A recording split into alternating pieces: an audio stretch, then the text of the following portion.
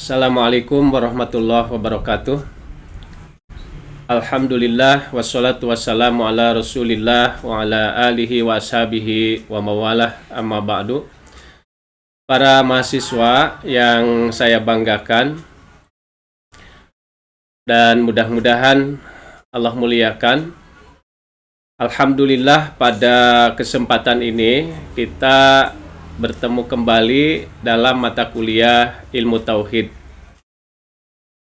Pada kesempatan ini kita akan membahas perkembangan ilmu tauhid menjadi ilmu kalam.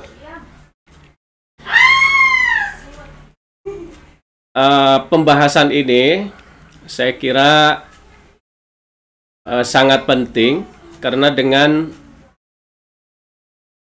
pembahasan ini kita akan mengetahui kapan ilmu tauhid itu lahir sebagai satu disiplin ilmu dan kapan ilmu kalam lahir sebagai satu disiplin ilmu.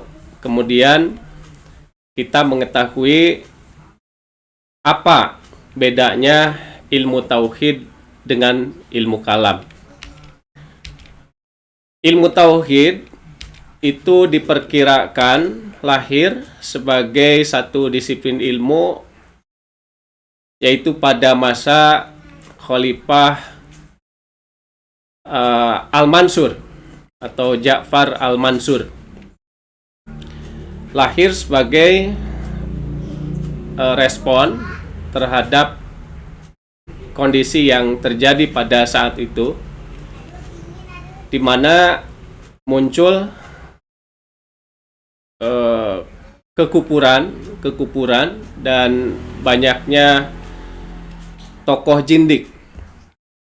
Jadi banyak tokoh-tokoh jindik yang menempati jabatan lumayan tinggi, itu setingkat menteri dan wakil menteri yang diberikan oleh Abbasiyah sebagai balasan keikutsertaannya di dalam menggulingkan Bani Umayyah. Nah, di antara mereka itu ada yang memiliki pemahaman atau beraliran Al-Manuwi, kemudian ada juga Yazidiyah, dan bahkan ada yang tidak beragama sama sekali. Manuwiyah itu atau Al-Manuwi itu adalah satu aliran yang menggabungkan ajaran Majusi dan Nasrani. Sementara Yazidiyah adalah para pengikut Yazid bin Anisa yang menganggap atau mempunyai keyakinan bahwa agama Islam itu akan dinasah, akan dihapus oleh ajaran yang dibawa seorang nabi dari luar bangsa Arab atau bangsa Ajam yang beragama Sobi'ah. Nah, kemudian di dalam perkembangannya Yazidiyah itu meyakini bahwa malaikat Taus, malaikat Merak itu sebagai Tuhan, dan Adi bin Musafir atau Syekh Adi bin Musafir itu sebagai nabinya. Nah, merespon keadaan seperti itu, Al-Mansur memerintahkan kepada para ulama untuk menyusun buku-buku di dalam bidang tauhid. Tujuannya adalah untuk menyingkap tabir kegelapan yang terjadi. Nah, kemudian terus berkembang ya, dari satu khalifah ke khalifah yang lain, dan pada masa Khalifah Al-Ma'mun itu diperkirakan lahir ilmu kalam sebagai satu disiplin ilmu. Jadi ilmu kalam itu lahir sebagai satu disiplin ilmu itu pada masa Khalifah Al-Ma'mun. yaitu setelahnya terjadi persentuhan Islam dengan filsafat melalui Persia yang ditandai dengan terjadinya atau dilakukannya penerjemahan dari buku-buku Yunani ke dalam bahasa Arab yang dimotori oleh Harun ar-Rasyid, Khalifah Harun ar-Rasyid, yang kemudian puncaknya terjadi pada masa Al-Ma'mun. Jadi setelahnya buku-buku filsafat diterjemahkan ke bahasa Arab itu oleh para ulama, dipelajari ya, terutama oleh ulama-ulama Mu'tazilah. Mereka kemudian menggabungkan ya sistem filsafat dengan ilmu tauhid.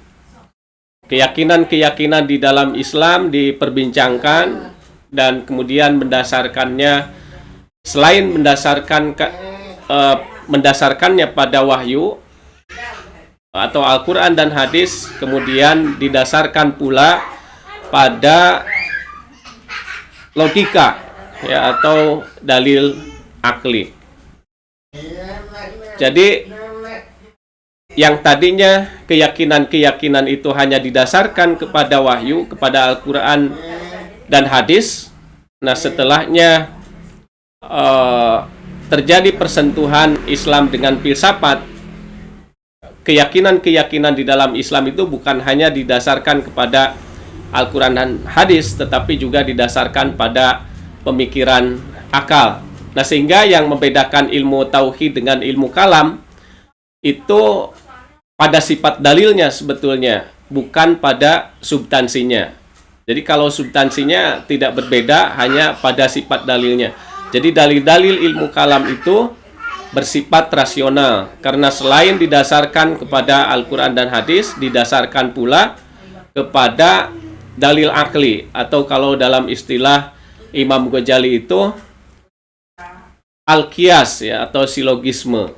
Nah itu, jadi saya kira kalau kita mengetahui perbedaan ilmu tauhid dengan ilmu kalam, itu tidak akan ada pandangan negatif terhadap ilmu kalam, apalagi kalau sampai mengharamkan mempelajari ilmu kalam.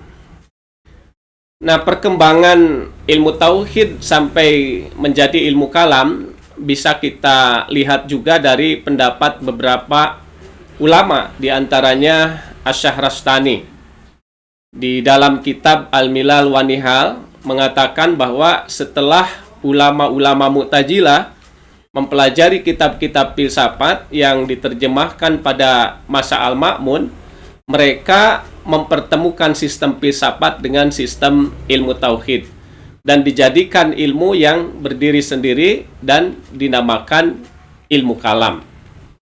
Kemudian juga Muhammad Abduh mengatakan bahwa ilmu tauhid disebut ilmu kalam itu karena dalam memberikan dalil tentang pokok agama lebih menyerupai logika atau mantik, maka untuk membedakannya dengan mantik disebutlah ilmu kalam. Kemudian Ibnu Khaldun memberikan definisi kepada ilmu kalam, ya, memberikan definisi ilmu kalam bahwa ilmu kalam itu adalah ilmu yang mengandung argumentasi-argumentasi atas keyakinan-keyakinan keimanan dengan menggunakan dalil-dalil rasional.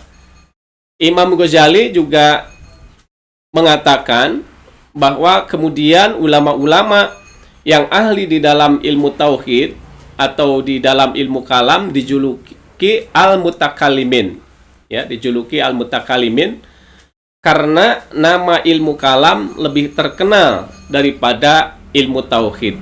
Nah, ini pendapat-pendapat para ulama ini menunjukkan bahwa ilmu kalam itu sebetulnya sama dari segi substansi dengan ilmu tauhid. Hanya perbedaan di antara keduanya itu adalah dalil yang menjadi dasarnya. Kalau ilmu tauhid itu didasarkan kepada dalil nakli, yaitu Al-Quran dan hadis. Nah, kalau ilmu kalam itu selain mendasarkannya kepada Al-Quran dan hadis atau dalil nakli, mendasarkannya pula kepada dalil akli atau pemikiran akal, ya, yang oleh Imam Ghazali diistilahkan dengan al-qiyas, silogisme. Mungkin itu saja yang kita bahas pada kesempatan ini. Mudah-mudahan kita bisa memahaminya, dan mohon maaf kalau ada kesalahan.